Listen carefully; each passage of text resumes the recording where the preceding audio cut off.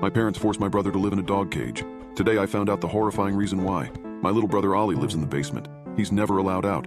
Mom says if he escaped it would be the end of us. She says that a lot. I was too young to remember when Ollie was born, but I know something bad happened to my sister and that's why we keep him in a cage. I just never could have imagined the horrifying truth my parents have been hiding from me about my brother. I go downstairs to feed him 3 times a day. Sometimes he's really angry. He'll even slam against the bars and try to escape.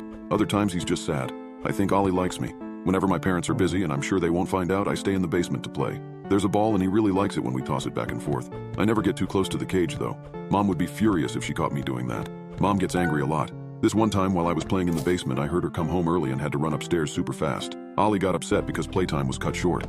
Mom heard him scream and made a face. She said if the neighbors heard, people would ask questions, which might lead to them finding out what he was, which would lead to them letting him out of his cage because they don't understand. And that would be the end of us. Mom gets scared sometimes too, like when the spirits come. When the spirits come, me, her, and Dad hold hands and light a candle and pray until it's safe. Even though I'm not supposed to look, sometimes I do. This one time I saw a shadow floating across the wall, except it was thicker than a shadow. And it got really, really close. Mom and Dad both said they could feel an overpowering hatred and smell death, but I couldn't. I just squeezed my eyelids and lied and said I felt it too. One time when Mom and Dad were away, I heard Ollie cry. He was really loud. Even though I'd already fed him, I went downstairs to check he was okay. When the lights flicked on, Ollie pushed himself against the bars. He was crying a lot, and his cheeks were all shiny and wet. I think he felt extra lonely that day, and since I didn't think he'd hurt me, I got close to the cage. I went slowly, shuffling my feet, holding one arm out. Ollie pushed his arm past the bars. He just wanted some company, I think, and I could understand why. There's times when I get sad and need a hug to feel better. All of a sudden, we were holding hands. He didn't attack or try to hurt me, so I used a broom to get the key off the wall and let him out of his cage. But then, as we ran around the room giggling and playing, I heard someone scream at the top of the stairs. It was Mom. She came down and threw Ollie back into his cage and locked it. Then she dragged me into the kitchen where we prayed quietly until Dad got home. After Mom explained what happened, Dad looked super angry and I was really scared. Dad said it brought him shame to have such a sinful daughter who disobeyed her parents' instructions. He said my sister succumbed to sin too, and that's why Ollie is such a monster, and why if they didn't hide him it would be the end of us. Then he said I had to be purged of evil spirits just like my sister, and then he started preparing for the ritual. On the second night of the ritual, my tummy and throat were sore from being so thirsty, but Dad wouldn't let me climb down from the altar to have a juice box. It was my fault for letting Ollie out of his cage to play. I started feeling really dizzy, like I was falling asleep, and the smell of blood was making me sick. But whenever I told Dad, he just prayed even harder. The only times Mom left was to go feed Ollie, who wouldn't stop crying. I think it was because he missed me. I didn't know how to purge myself from sin, so I just kept my head bowed and prayed along with Dad. Eventually, he climbed up onto the altar and said, "Do you repent?" I do. Truly? Yes. Swear never to disobey my orders again? I swear. Right as I said it, he looked at the ceiling. It made me confused until I heard something move around upstairs. I thought maybe Ollie escaped from his cage, but then Dad's face got super pale and I realized the spirits were back. He unhooked me, then pulled me off the altar and onto the floor in a circle with him and Mom. Then he lit a candle and said, "Pray harder than you've ever prayed before." I did. The sounds moved around. I heard things get knocked off the walls and floorboards groan. At one point, Mom started to cry and Dad got really mad. He grabbed her hair bun and screamed, "Just pray." The door suddenly swung open and this huge gust of wind blew against us. I almost tipped over. Mom's hand started trembling. I peeked open my right eye and saw she was crying. The candle was out too. My parents' breath started fogging up even though mine didn't. And then the shadow was there. I wasn't scared though. Mom's voice sounded like she had something stuck in her throat when she said, "I can feel evil. It's here. Shut up and keep praying." Dad replied, "It's so close, we should shut up and pray." We prayed for what felt like a super duper long time. And then the room settled. Dad got up to check the house. Mom cried into her hands until he came back and said there was work to be done. Mom gave me water and then made me sweep up glass. In the upstairs hallway, all the pictures of my parents were smashed. When Mom saw that, she closed her eyes really hard. After that, they made me feed Ollie and he was very upset. I could understand why. We hadn't played together for a while. Over the next few days, the spirit came back a lot. I'd hear a noise in the corner of my room at night or see a shadow dance along the wall. I sometimes followed it around and even tried to talk to it. I asked why it kept coming back and whether it wanted to be friends. It had never been around so much before.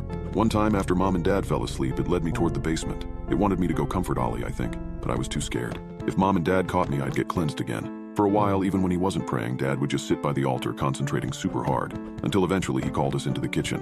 The spirit keeps won't leave because of Ollie. "Ollie?" Mom asked. He nodded. "Sin attracts dark spirits. But we purged Bridget.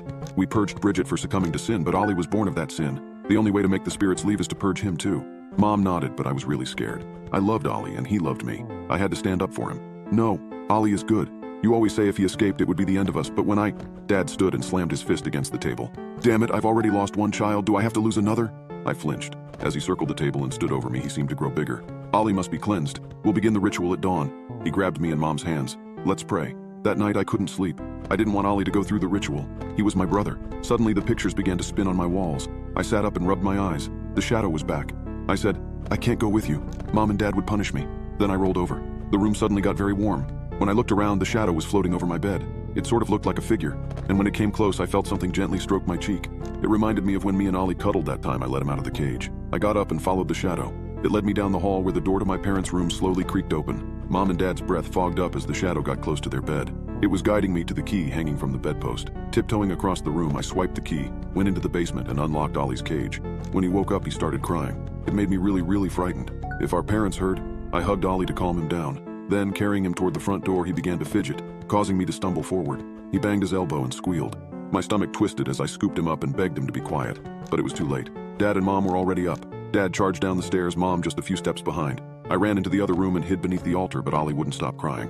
Mom found us and said, "Now we have two sinful children, two little monsters. If either of you got loose, it would be the end of us." I held Ollie close, thinking we were both about to get purged. But then something really weird happened. The shadow morphed. It became a person who wasn't there, standing between me and my parents. The person who wasn't there moved toward them.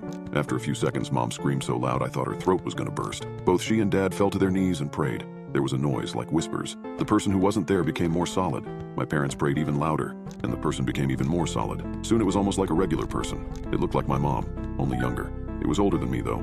Mom and Dad both prayed and cried on their hands and knees. Soon cracks opened on the walls, and the floor was shaking so much I nearly tripped. The lady looked back and smiled at me.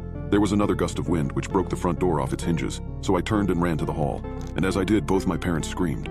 I looked back and saw them both hooked onto the altar. Their screams got higher and higher, and then I heard something wet splatter inside the house. I think they stopped to get a drink of water because they were both super quiet after that. Maybe their throats got sore? After following the lane down to the end of the road, I carried Ollie along in the cold rain until a set of headlights lit us up. A man and a lady climbed out of a car and rushed over asking if we were okay. I said we'd had to run away.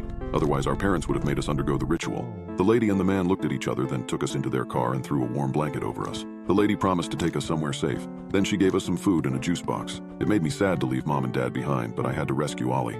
I gave him a cuddle to let him know everything was okay, and then cuddled me back before falling asleep nested between my arms.